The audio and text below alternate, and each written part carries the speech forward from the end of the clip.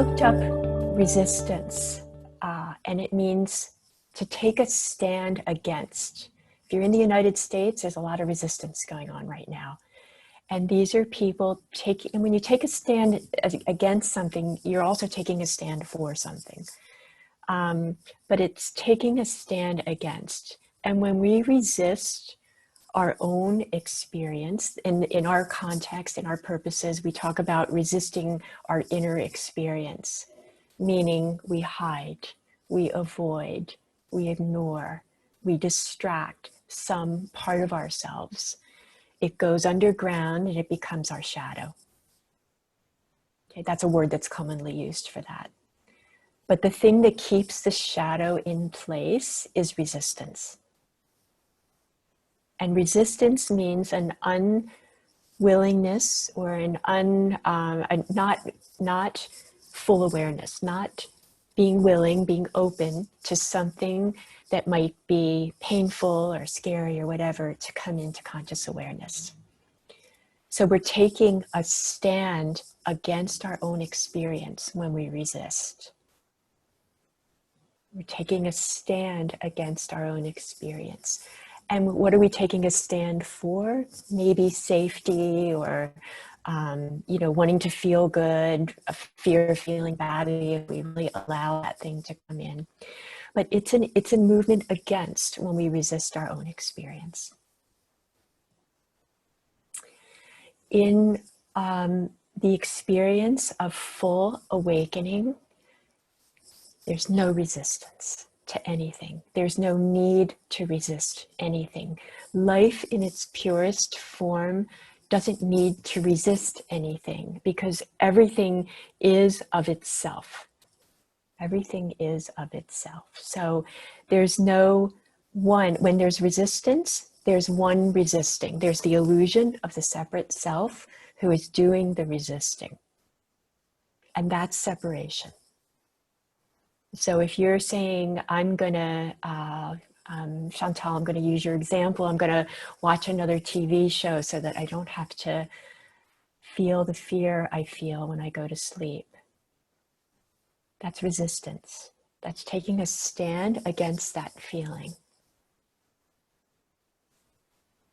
When you're gonna eat another cookie, or you're gonna call a friend, or stay busy, or go shopping, or whatever. And we've talked a bit about control today. In control, resistance, there's an element of control. We want to control our experience. And in awakening, it's the end of the belief in the separate self. So there's an absolute, ultimate free flow of all experience because there's nothing separate to resist it. It's the allowing of everything.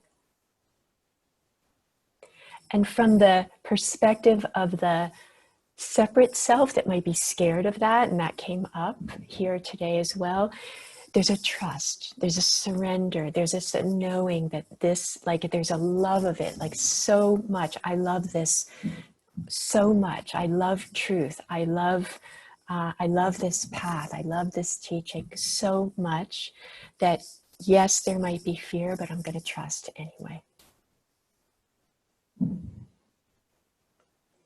And it's playing with that.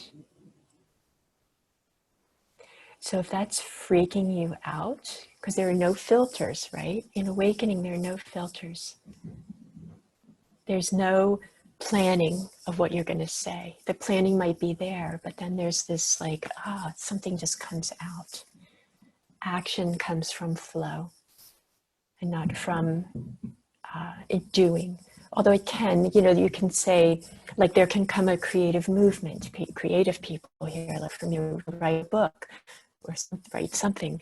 And then there's actions. I'm going to set aside time. I'm going to sit down. I'm going to open a file. I'm going to start to write. I'm going to even think a little bit about the topic that I'm writing about. But the initial impulse comes from freedom.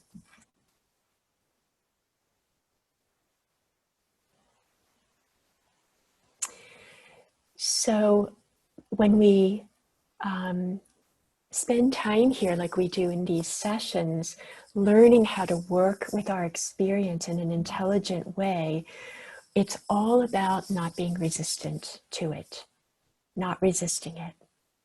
So how can we bring whatever is in the shadows into conscious awareness?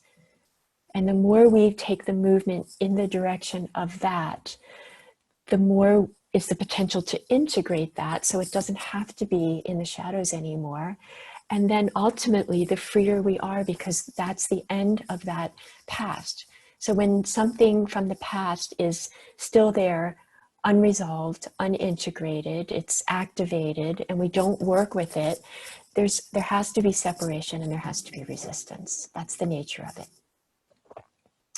But when we mimic consciousness as much as we can, which doesn't resist anything, and we learn tools to bring these things that we resist into conscious awareness, and we look at them and we feel them and we welcome them, less so with the story, but like when I was working with Rachel, not so much with the story, because that can even be, it can feel like, oh, I'm working with it. No story, just the full-on feeling of the experience, whatever it is in your body. No story, no mind. And if there's the noticing of the mind, if there's mind, there can be. So I'm not saying shut out the mind or get rid of the mind. No, we don't get rid of anything.